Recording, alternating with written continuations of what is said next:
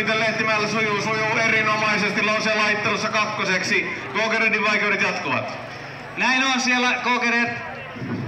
Mikael Kågered have some problems on the right lane, but Timo